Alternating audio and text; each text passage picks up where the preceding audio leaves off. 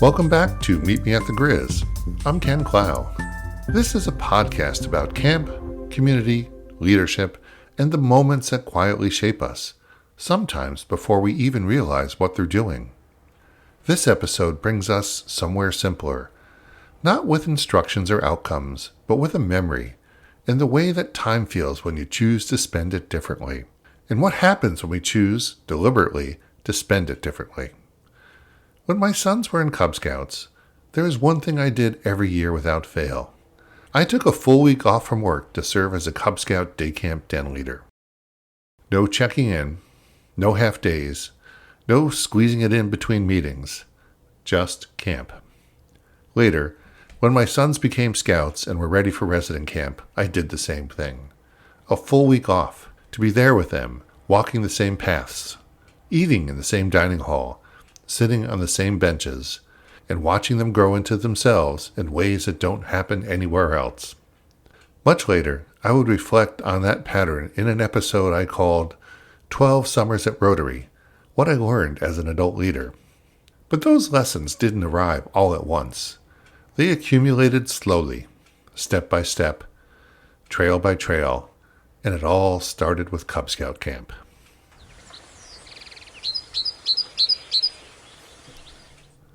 A week I always protected. At the time, taking a week off was not a small thing. I was working constantly. I was deeply invested in my career. I was also working on my doctoral dissertation. Time felt scarce. Every hour already had a job assigned to it. And yet, every year, when Cub Scout Day Camp came around, I blocked the week out completely. Looking back, I realized that this was one of the most intentional decisions I made as a parent, even though I didn't fully understand it at the time. Camp week operated on a different rhythm. No deadlines, no productivity metrics, no sense of getting ahead, just movement, noise, laughter, waiting, helping, redirecting, encouraging, and walking. A lot of walking. Cub Scout camp doesn't reward efficiency. It rewards presence, and that was a lesson I didn't know I was learning.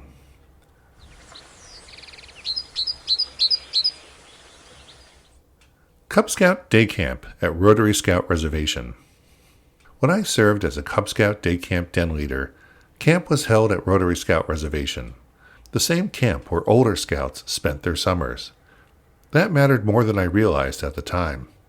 For scouts, simply being there was electric. They weren't just at camp. They were at scout camp. They saw older scouts moving confidently through the grounds. They watched staff members in uniform who seemed impossibly capable and calm. They recognized landmarks, the dining hall, the fields, the program areas, and began to associate those spaces with excitement rather than uncertainty. For the Cub Scouts, this just wasn't a day program. It was a preview of who they were becoming. As a den leader, my role was simple in theory and complex in practice. I was responsible for keeping a group of young scouts together, on time, hydrated, safe, engaged, and emotionally regulated, often all at once. We walked everywhere. We lined up constantly. We waited our turn. We adjusted plans when energy dipped or tempers flared. And through all of that, something important was happening. The scouts were learning the geography of the camp. They were learning the social rhythm of scouting. They were learning that this place, which one day might feel intimidating, was already familiar, and that familiarity mattered later more than anyone could have predicted.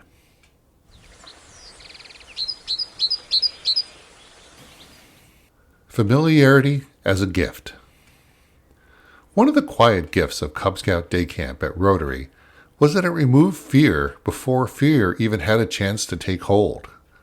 By the time my sons, and many of the scouts I led, were ready for resident camp, the camp itself was no longer an unknown.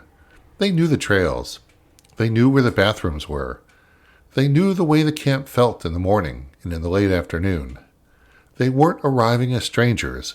They were returning. That sense of return is powerful for young people.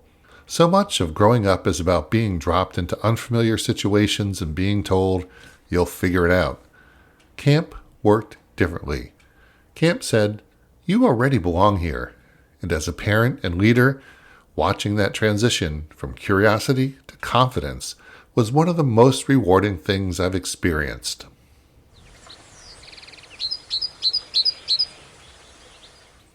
Cub Scout Resident Camp, the next step. Today, Rotary is offering both Cub Scout Day Camp and Cub Scout Resident Camp, two distinct but deeply connected experiences. Cub Scout Resident Camp builds on everything Day Camp begins. The overnight stay transforms the experience. It deepens friendships. It stretches the independence.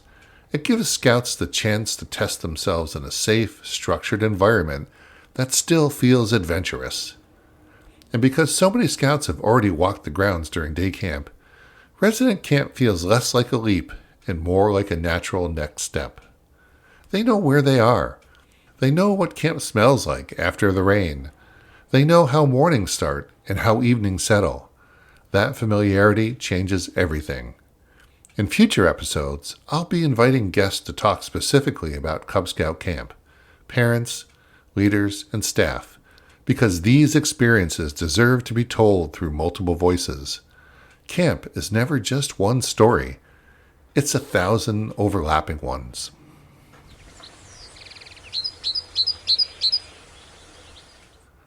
Volunteering while life was full. Here's a part I didn't fully appreciate until years later. At the time I was volunteering as a Cub Scout leader and later as an adult leader at Scout Camp, I was exhausted before I even arrived. I was working constantly. I was juggling responsibilities that felt non-negotiable. I was writing a dissertation in whatever hours were left over. Camp didn't simplify my life. It complicated it. Camp was tiring. It was physically demanding, emotionally draining. I walked miles every day. I managed group dynamics.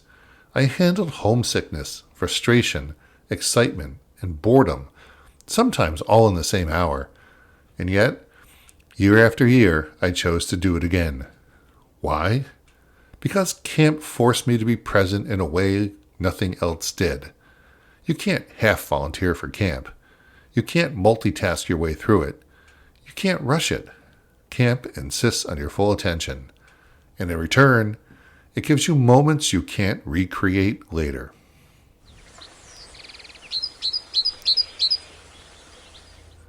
Leading by walking beside them.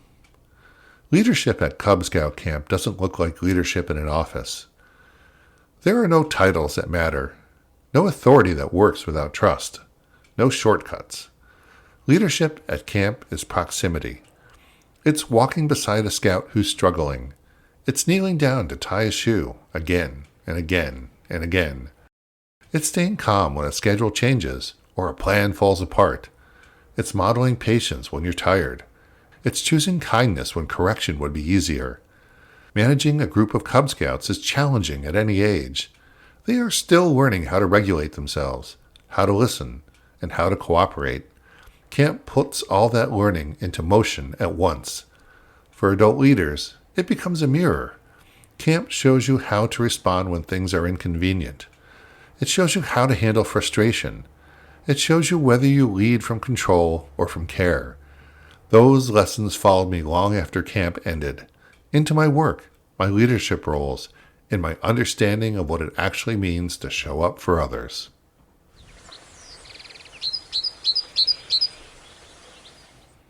The cost and the reward. I won't romanticize it. Camp weeks were hard. I came home exhausted. My feet hurt. My patience was tested. And yet, those weeks stand out in my memory more clearly than almost anything else from that period of my life. Not because they were dramatic, but because they were grounded. They were real. And when you're a work-driven person, it's easy to believe that stepping away will set you back. Camp taught me the opposite. Camp showed me that stepping into something meaningful, even temporarily, can recalibrate everything else. Those weeks didn't slow down my life. They re-centered it.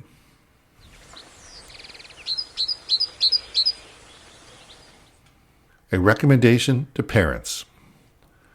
I want to say this carefully and honestly. Not every parent can take a full week off, and no one should feel guilty if they can't. But if you can, even once, I recommend it without hesitation. You don't get those years back. You don't get those ages back. You don't get that version of your child again. Camp compresses time in a strange way. 5 days can feel like a season. A week can hold more memory than months of routine life. The exhaustion fades, but the memory doesn't. And long after the badges and schedules are forgotten, what remains is this: you were there.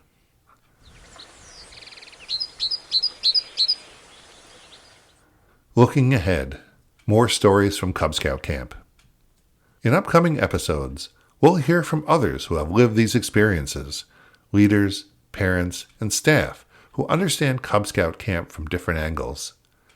Their stories will add texture and perspective to what I've shared today, because camp is never just one narrative. It's a shared space where growth happens quietly, collectively, and often unexpectedly. If you're considering Cub Scout Day Camp or Cub Scout Resident Camp this year, listen to those voices. Ask questions. Talk to other parents.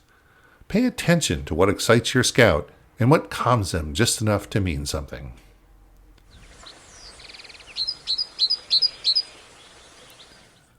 A week well spent.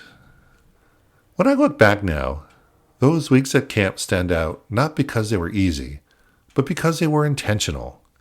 They were the weeks where I chose presence over productivity, relationship over routine, walking beside my child instead of rushing ahead.